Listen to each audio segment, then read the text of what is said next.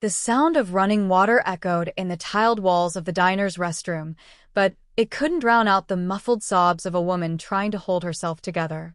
Her trembling hands gripped the edge of the sink, her reflection staring back at her through tear-streaked eyes.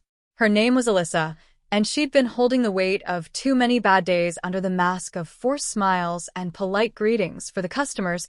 She was the sweet waitress with the soft voice. But behind the counter, her manager saw her differently, as someone too quiet to fight back, too desperate to quit. That morning had begun like any other. The smell of coffee, the clatter of dishes, the hum of small-town chatter. But beneath that comforting rhythm, tension had been building. Alyssa's manager, Mark Ellison, a man with slicked hair and an inflated ego, had been snapping orders and throwing insults at every chance.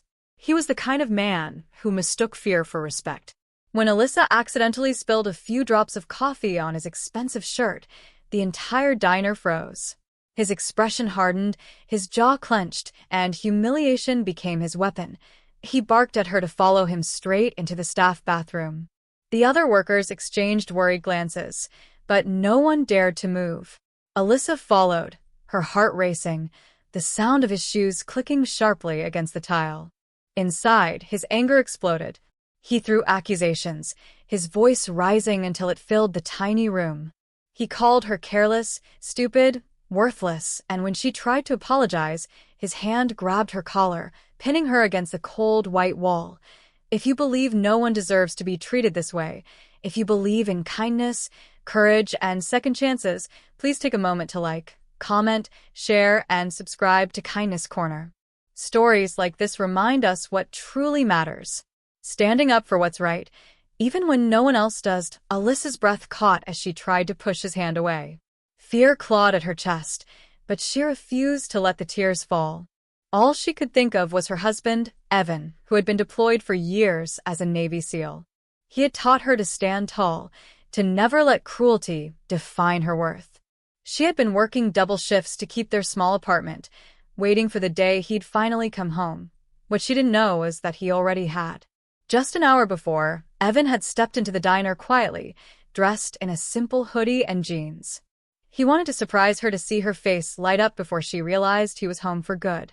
But as he waited near the counter, his excitement turned to confusion when he saw her manager grab her arm and pull her toward the back hallway. He could see the fear in her eyes, even from a distance.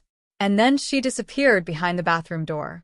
Inside, Mark's voice grew louder, his rage unchecked. "You think people come here to see you smile?" He sneered. "You're lucky I even let you work here." His hand tightened and Alyssa gasped, trying to find her voice, her strength. That's when the door creaked open. The sound was subtle, but in that moment it felt thunderous. Mark turned sharply, and his words froze on his tongue. Standing at the doorway was Evan. "Come." Silent, but his eyes, those sharp, stormy eyes, said everything. The SEAL inside him recognized the scene instantly, his wife pressed against the wall, the man's hand gripping her collar, the air thick with fear, and in that heartbeat of silence, something inside him broke. Mark stumbled back, trying to explain himself, but Evan didn't need words. He stepped forward with quiet, controlled fury, not shouting, not violent, but radiating a presence that made the room feel smaller. He took Alyssa's hand gently, pulling her behind him. "Are you all right?" he whispered. She nodded through her tears. Then Evan looked at Mark, his voice steady, calm, yet heavy with warning. "You'll never speak to her again. You'll never touch her again. Do you understand me?" For the first time, Mark had no power, his arrogance drained away, replaced by the reality of the men standing before him, a soldier who had stared down war itself.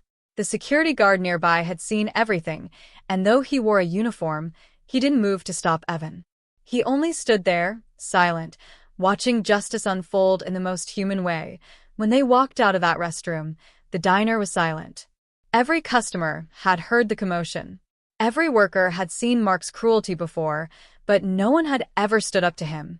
Until now, Alyssa, still shaken, walked beside her husband. For the first time in a long while, she didn't feel small. She didn't feel powerless, she felt seen. Later that evening, Sitting together in their small living room, Evan finally smiled.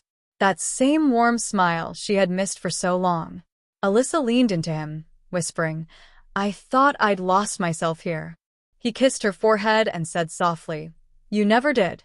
You just needed someone to remind you how strong you already are." The next day, news spread quickly through the town. The manager, who had humiliated his employees for years, was fired.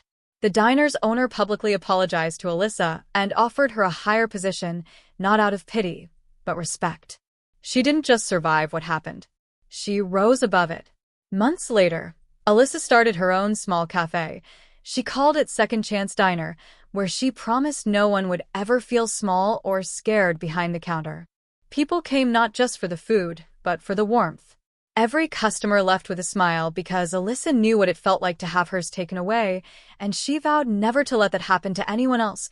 If this story touched your heart, if you believe kindness is strength and standing up for others still matters in this world, please like, share, and subscribe to Kindness Corner.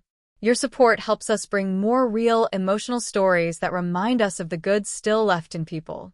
Before you go, comment below. What would you have done if you were in Alyssa's place? Because sometimes courage doesn't roar. Sometimes it's the quiet strength that says this ends today. And on that day, in that small diner bathroom, kindness and courage finally walked back in together.